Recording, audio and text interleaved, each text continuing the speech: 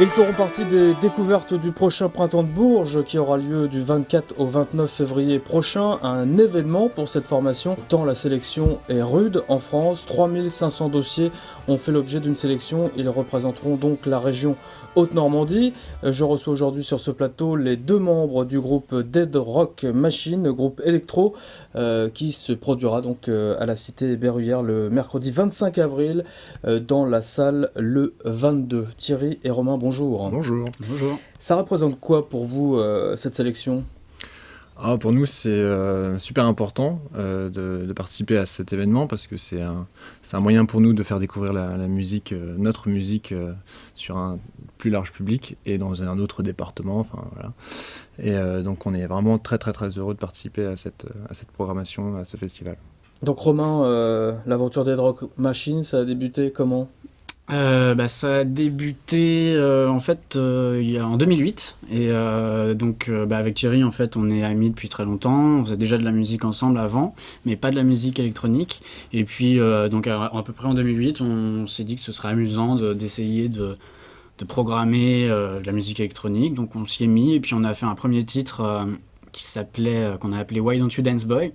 Donc c'était un premier essai, et puis donc on a dû avoir un peu la chance du débutant parce que ça a bien pris, on l'a mis à l'époque sur MySpace, tout ça, et il a bien pris, il a beaucoup tourné, et c'est comme ça que le groupe a démarré en fait. Et comment ça mûrit tout ça justement, un projet comme le vôtre faut des années, j'imagine, d'expérience déjà, et ensuite trouver, j'allais dire, la couleur de votre musique ?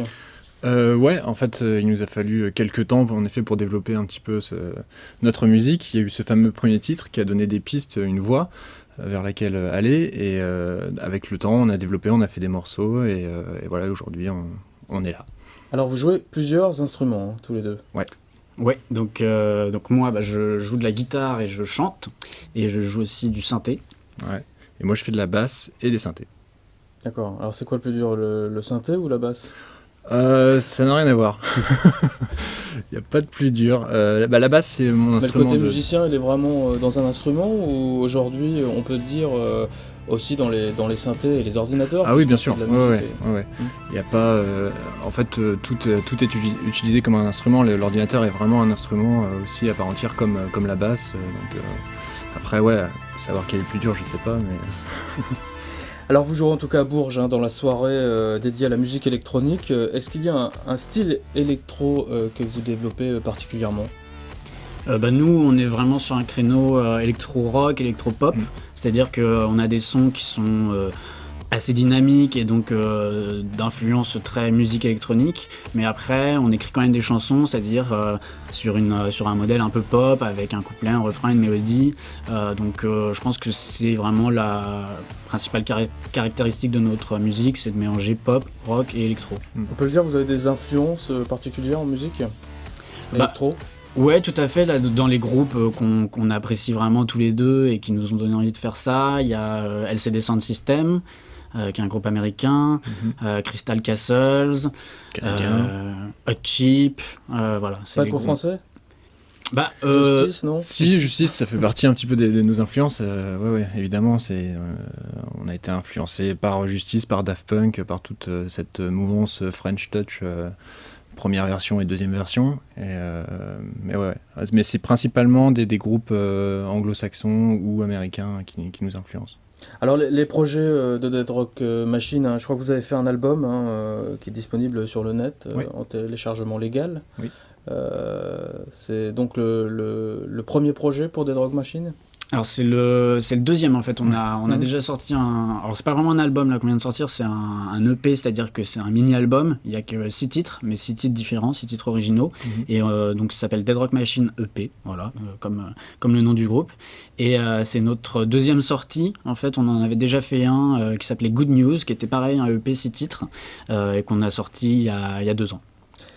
Est-ce que participer à ces découvertes du Printemps de Bourges, on y revient, est un véritable tremplin pour vous ? Bah, on l'espère. Qu'est-ce qui se passe après?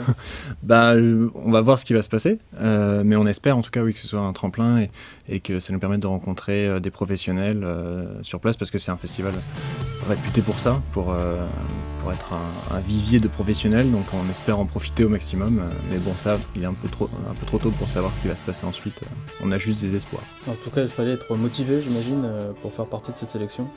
Ouais, et nous le sommes encore.